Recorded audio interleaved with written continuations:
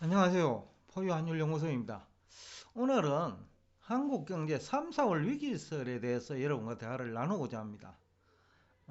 지금 미국에서도 한국경제 3, 4월 위기설이 지금 확산되고 있고, 우리 국내에서도 이제 그런 비슷한 얘기가 불과 한 10일 전부터 나돌기 시작했어요. 지난해에도 3월 위기설은 있었고, 또 10월 위기설도 있었죠. 그런데 큰 문제 없이 이제 지내갔는데, 어, 원래는 또 미국에서도 3월 위기설이 있었고요. 제가 이제 방송을 한 기억이 납니다. 또 우리나라의 경우에는 연초에 그 금융감독 원장이 이제 좀 위험하다라는 얘기를 한 것 같고, 그 다음에 은행이나 금융회사를 중심으로 대비하라 이런 뜻이었던 것 같아요. 한국은행에서도 한 달 전부터 그런 비슷한 얘기를 했고, 그래서 이제 오늘 이 3, 4월 위기설이 우선은 왜 나왔는지에 대해서 여러분과 함께 점검을 해보고자 합니다. 우선은 매년 하는 얘기지만은 가계부채 과다지요. 근데 가계부채 과다는 어제 오늘 얘기가 아니고 벌써 한 4, 5년 됐을 거예요. 심지어는 IMF에서도 여러 차례 경고를 했죠. 그런데 아직까지는 큰 문제는 없었는데 차이점이 있다 하면 과거와 달리 이제 시장 금리가 이제 상승하는 시기잖아요. 그 다음에 또 우리 가게가 이제 이 돈으로 주식에 투자하고 부동산에 투자를 많이 했는데 주식 투자에서도 실패받고 가상자산 투자에서도 실패받고 그리고 또 부동산 시장까지 요즘은 또 뭐, 대부분이 공포 분위기를 느낀다 할까요? 일단 거래량은 급감했고 가격도 하락 압력을 받고 있는 게 현실이죠. 이제 과거와 조금 다르지요. 지난해만 하더라도 부동산 가격이 그 하락 압력을 받지는 않았거든요. 그게 이제 큰 차이점이고 무역 수지도 지난해에는 흑자였죠. 그러니까 문제가 없었다라는 거죠. 근데 지난해 12월부터 이제 무역수지가 적자로 반전됐는데 이것이 이제 1월에도 무역수지 적자가 아직까지 결과치는 안 나왔는데 결과치 나왔죠. 12월에는 한 7억 달러 적자, 1월에는 약 한 49억 달러 적자, 아마 2월에는 100억 달러 이상 적자가 되지 않을까 일단 추정은 하고 있습니다. 그 다음에 또 하나는 지난해에 없었던 대외부채가 이제 증가하는 거죠. 그러니까 우리나라가 그 바깥에 그러니까 우리 받을 돈하고 그 다음에 줄 돈하고 받을 돈과 갚을 돈이죠. 그걸 비교하면 이제 지난해보다는 갚아야 될 돈이 좀 증가하고 있다. 물론 아직까지 단기 외채는 그렇게 증가하지 않아요. 근데 장기 외채 부분은 지난해에 한 6, 700억 달러 정도 증가했거든요. 그것도 9월까지니까 아마 12월까지 한다고 하면 최소한도로 750에서 800억 달러가 부채가 증가한 거죠. 그래서 이것도 이제 지난해에 없었던 얘기고 그러니까 지난해가 좀 차이점이 있어요. 그만큼은 이제 조금 지난해보다는 이제 현실성이 높다 할까?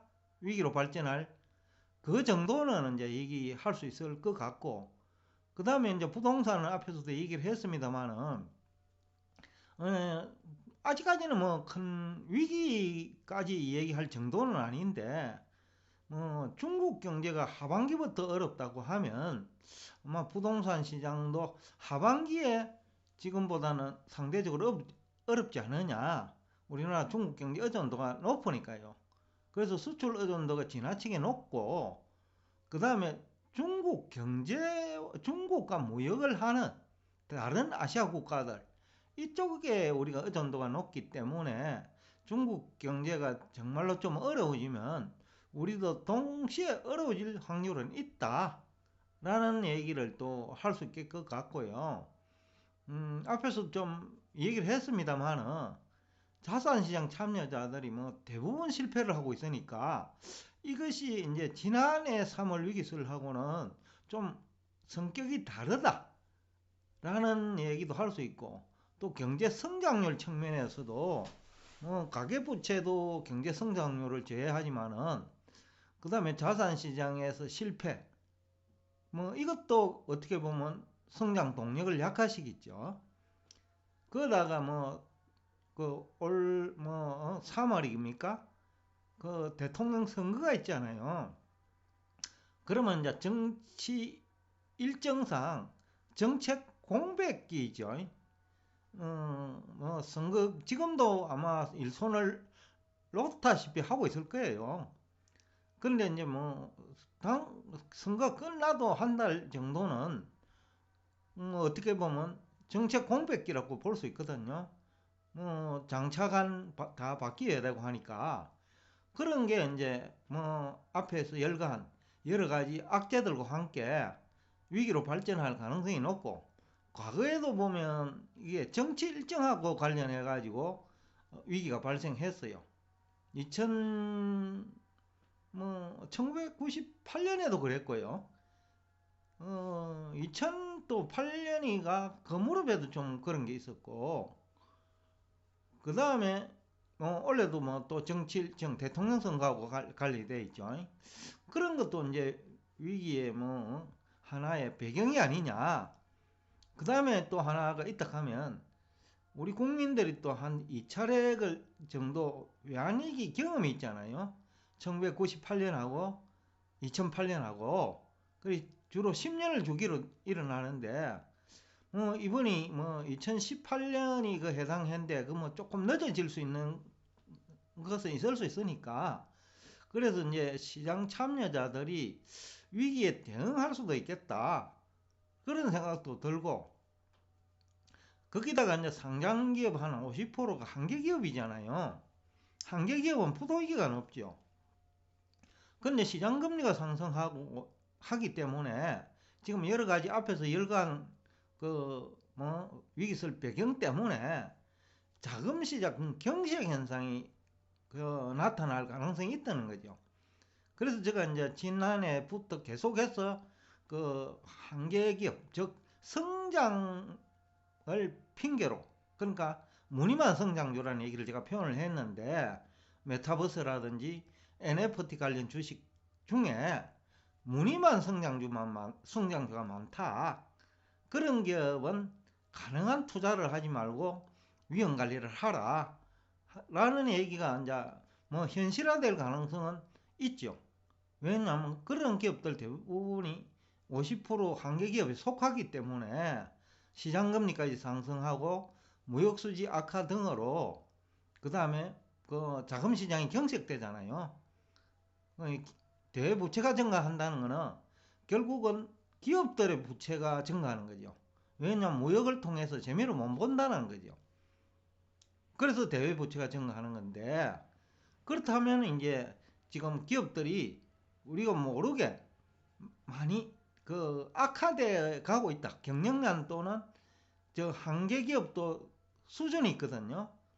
그러니까 임박한 부도 위기에 직면할 수 있는 환경이 이제 만들어졌다라는 측면에서 보면 상당히 좀 지난해와는 완전히 성격이 다르다.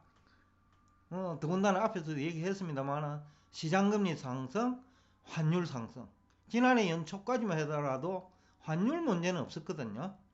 근데 지금은 환율이 지난해보다 거의 한 8% 정도 올라가 있는 상태니까 이 과정에 이제 돈이 또 은행으로 흡수되고, 시장금리가 상승하면 또 한계기업은 자금 조달 금리가 또 상승하고, 그러니까 여러 가지 측면에서 이제 지난해하고는 좀 다르다는 거죠.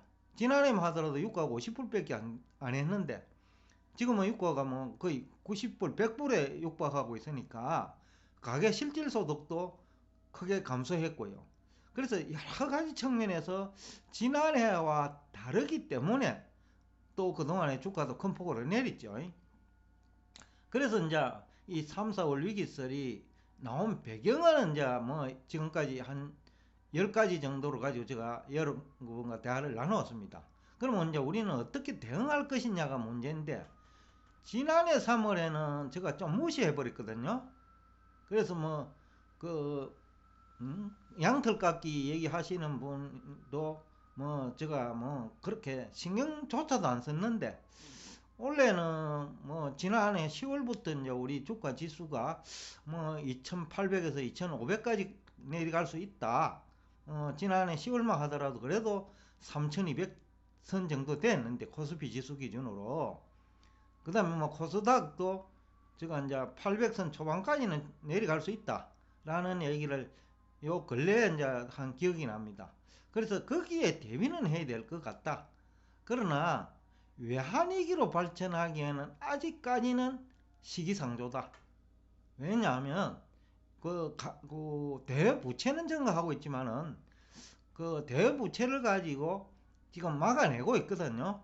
그런데 그 대외 부채가 단기채가 아니고 장기채이기 때문에 또 3월, 4월 위기설은 좀 면할 수는 있는데, 그렇지만은 정시에 미치는 부정적인 영향은 피할 수 없을 것 같다 라는 얘기를 지금까지도 얘기를 했고, 지금 현재도, 그러니까 향후 4월 말까지는 미국 정시도 조정기간이라고 여태까지 얘기를 했거든요. 이번에 올라가는 것도 기술적 반등이라고 보고 있기 때문에, 제가 2월 뭡니까 24일 목요일입니까? 목요일로 기억되는데, 그날 엔비디아 그 매매 타이밍 얘기하고 한다고 하면서 사실상은 11시 반에 자료를 준비하기 시작했는데, 이 자료 준비도요 최소한도로 1시간은 걸려요. 그러다 보니 12시 5분에 해가지고 12시 15분에 아마 방송이 된 거로 알고 있는데, 그러니까 이제 바로 그것과 관련된 주가 상승은 기술적 반등이라는 거죠.